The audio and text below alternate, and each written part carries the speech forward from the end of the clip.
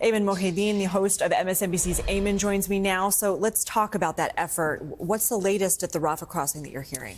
So right now, it's obviously getting to be dark in Gaza, no electricity, so people generally do not move at night just out of fear of what could possibly happen. There was a little bit of confusion, it seemed, as to whether or not people would be allowed to cross into Rafah. As you can imagine, it is very hard to communicate with people inside of the Gaza Strip. So if you are a Palestinian American or a European American of any of these countries who have some way of getting out, perhaps because you have a passport that the Egyptians will allow you to get out, there was the hope that if you can get to the Rafah side, on the Palestinian side of the border, that the Egyptians would let you in. But that doesn't seem to be the case. I've been in touch with a few people who have relatives there, and they are not even able to speak with their family members to find out if they're making there. And as you were just reporting, the danger in the convoys themselves is that even when thousands of people are following the orders and the instructions of the Israeli military to move out of these areas in the north, we're seeing reports of convoys being hit. And as a result, people are just extremely afraid and are unable to move to get to some of these safe places that they're being instructed to.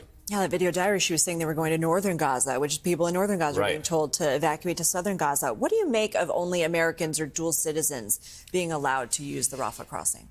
Look, I have to say that sounds very sinister. I mean, there's just something on one hand that is very troubling, that you're saying to, if you are a Palestinian American, you can get out. But if you are a Palestinian, you can't get out. And I know that obviously the international community wants to have everybody out or to have an international corridor, but it's obviously not playing out the way that the international community wants it to. Egypt has not opened its border for everyone, let alone these foreigners that, or dual citizens, I should say, that are being told to leave. And at the same time, you have hundreds of thousands, if not millions of Palestinians that are just simply stuck in Gaza with nowhere to go. There's obviously nowhere for them to get to Egypt. They can't go into the water, and Israel's not going to allow them to have any safe passage across the Gaza border into Israel. So they are just simply right now surviving, trying to fight for their lives one way or the other, simply as like civilians not knowing how to do it. And to your point about just the overall humanitarian condition, the UN today warning that they have run out of water, they're running out of water.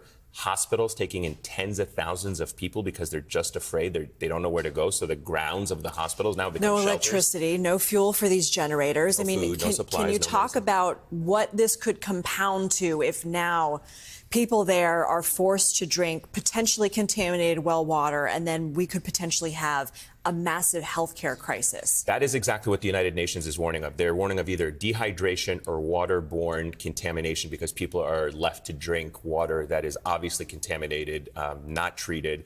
And as a result, you can expect, they are warning the UN of massive outbreaks of diseases if these people are not treated. So the conditions in which the people of Gaza find themselves right now is nothing short of a humanitarian catastrophe. Not my words. UN officials are ringing those bells saying we are now at the point where hospitals are beginning to collapse. The main hospital in Shifa has several backup generators, but keep in mind they have been running on generators now for 4 days. So we are in the window in which the hospital, the main hospital in Gaza City that is serving thousands of people on a daily basis, and forget people that are victims of the conflict, pregnant women, elderly women, anyone who had a medical condition, these people who are being treated at the hospital, all of them now, according to the health officials, are in the final hours of the power supply. When that power supply runs out, the most basic functions of a hospital, the NICU units or intensive care units for newborn babies and what have you, none of those will be able to continue to operate.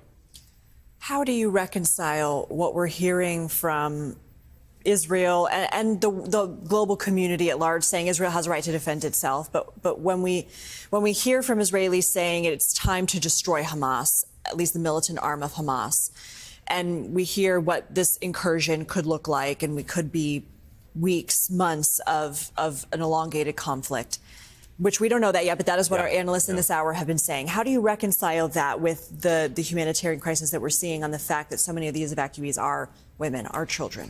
So I think that this week has been a week of tremendous human suffering. If you start back from the incident of last Saturday, the terrorist attacks on Israeli civilians, there is a through line of grief for the people in southern Israel and that entire country for what they had to experience. And that through line continues to what we're seeing now 1 week, and it's not going to abate. The suffering that the suffering on both sides, the civilian suffering on both sides, has been an absolutely painful stain on humanity, I have to say, because the international community has failed to protect the Israelis that were living there in the southern part of Israel, and they have now failed to protect the civilian population that's there. It's hard for me to comment on the military strategy because the Israeli officials haven't been very clear as to what the main objective is right now. On one hand, they say it is to destroy Hamas. On the other hand, it is to save the hostages that have been taken by Gaza. And so could those be at odds with one another? Well, it's a little bit right now, as we're seeing from the scale of devastation, it's hard to imagine how that operation of trying to rescue hostages is also playing out while you're